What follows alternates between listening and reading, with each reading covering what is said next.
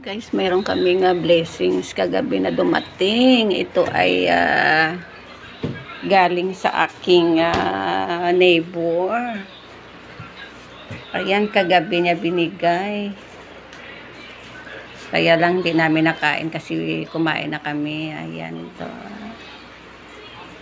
Lasagna para sa aming breakfast dahil wala naman kaming ulam. Ayan. Thank you, Lord. Long time na hindi na ako nakakain ito.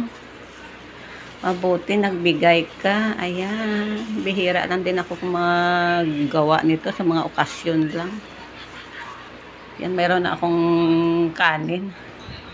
Pero nakainom na ako ng aking coffee at saka with oatmeal. Yung mga anak ko na lang kakain. Ayan naman, busy. Yung isa busy din. Aking aso nandito. Kaya ay mag-almusal kami maya-maya. Ayan guys, almusal muna tayo maya-maya konti dahil ako ay maglalaba din ngayong umaga. Naghihintay yung aking labahan doon. Binabad ko muna siya.